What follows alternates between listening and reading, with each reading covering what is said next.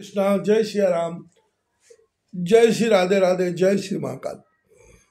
इस वीडियो में आपको श्रवण कराएंगे सेनापति शल्य द्वारा युधिष्ठिर से युद्ध, धर्मराज युधिष्ठिर द्वारा शल्य का वध। तदनंतर सबने मिलकर मंत्रणा की कि इस समय पांडवों से द्वैरथ युद्ध करना हितकर नहीं है।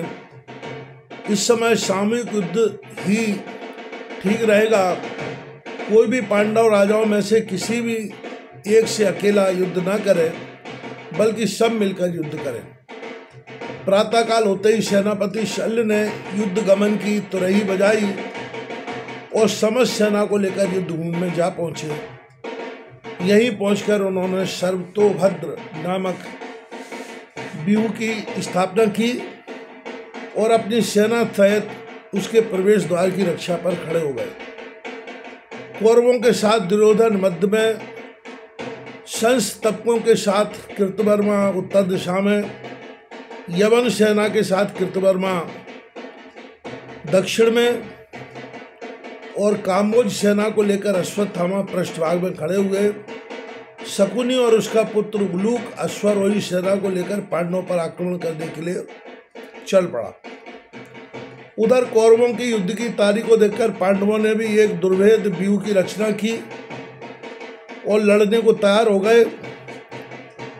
शल्य के सेनापतित्व में कौरव सेना बड़े सुव्यवस्थित ढंग से आक्रमण के लिए आगे बढ़ी, किंतु धृष्टद्युम्न, शिखंडी और सात्विकी ने शल्य की सेना को कृतवर्मा तथा उनके संस्थापक योद्धाओं को अर्जुन ने, सोमक सेना की सहायता से भीमसेन ने कृपाचार्य के दल को और नकुल और सहदेव ने उनके अश्वारोही सैनिक सहित शकुनी तथा उल्लूक को आगे बढ़ने से रोक लिया और अपने अपने प्रतिद्वंदियों से घोर युद्ध करने लगे।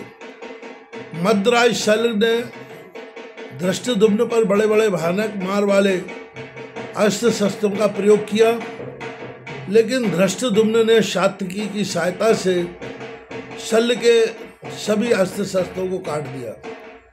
इस पर शल्य को बड़ा क्षोभ हुआ और उन्होंने बड़े वेग से सात्विकी पर आक्रमण किया और उन्हें अपने तीक्ष्ण बाणों से भेज दिया। उधर नकुल ने स्वर्गीय कर्ण के पुत्र सत्यसेन, चित्रसेन और सुरेश को मार गिराया और सहदेव ने शल्य के पुत्र को यमलोक भेज दिया। इस समाचार से शल्य के क्रोध की सीमा न रही। वे पांडवों की समस्त सेना को इधर से उधर तक मारने काटने लगे। भाई जिधर से भी अपना रथ ले जाते थे, सैनिक लोग भय के मारे आप रास्ता देने लगे। शल्य ने अपने तीखे बाणों से युधिष्ठिर को भी बड़ा पीड़ित किया। युधिष्ठिर को शल्य से युद्ध करते देखकर भीम उनकी सहायता के लिए आ गए और गदा लेकर बड़े वेग से आक्रमण किया। तब शल्य भी गदा लेकर भीम के सम्मुख आ डटे। दोनों में तुमुल युद्ध होने लगा, लेकिन थोड़ी देर में शल्य का बल पराक्रम भीम के लिए असह्य हो गया और वे रणस्थल को छोड़कर भाग गए। भीम को परास्त करके शल्य का उत्साह बढ़ गया और वे पांडवों की सेना का नाश करने लगे। इस बार उनका पराक्रम देखकर धर्मराज युधिष्ठिर ने प्रतिज्ञा की कि आज या तो मैं शल्य को पराजित करूंगा या फिर उनके हाथ से स्वयं मारा जाऊंगा। अर्जुन और भीम, भीष्म, द्रोण, कर्ण तथा दुशासन को मारकर अपने उत्तरदायित्व से बरी होना चाहता हूं। तदनंतर उन्होंने भीम को अपने आगे, अर्जुन को पीछे, धृष्टद्युम्न और सात्विकी को दाएं बाएं तैनात किया। नकुल और सहदेव को चक्र रक्षक नियुक्त किया और मद्राज से युद्ध करने के लिए प्रस्थान किया और मद्राज के पास पहुंचकर उन्हें युद्ध के लिए ललकारा। सोते हुए शेर को जगा देने पर वह जितना भयानक हो जाता है, उसी प्रकार मद्राज क्रोध से दांत पीसते हुए सिंहनाद करने लगे। इतने में ही शल्य ने एक तीक्ष्ण बाण से युधिष्ठिर का धनुष काट डाला, जिससे युधिष्ठिर को बड़ा क्रोध आया और उन्होंने कई बाण मारकर मद्राज के सारथी व रथ के घोड़ों को मार गिराया। यह देखकर अश्वत्थामा ने शल्य को अपने रथ पर चढ़ा लिया और उन्हें युद्ध क्षेत्र से बाहर ले गए। पांडव सेना आनंद से सिंहनाद करने लगी।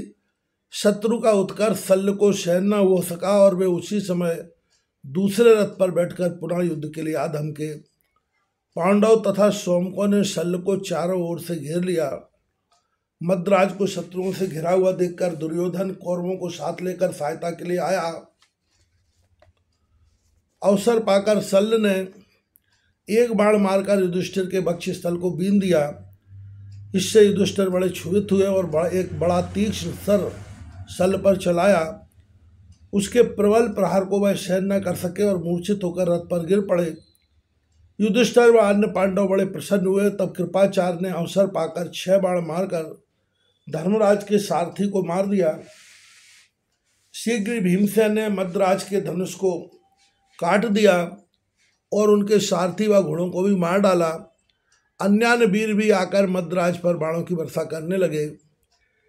इस घेरे को देखकर शल्य घबराए, किंतु धैर्य धारण कर हाथ में ढाल और तलवार लेकर अस्त्र सहित रथ से नीचे कूद पड़े और धर्मराज की तरफ लपके। भीम को इस बार धर्मराज को बचाना मुश्किल पड़ा। उन्होंने शीघ्र ही अपने बाणों से मद्राज की ढाल और तलवार को नष्ट कर दिया, किंतु वीर मद्राज निशस्त्र होने पर भी निर्भय और निशंक भाव से युधिष्ठिर पर टूटे।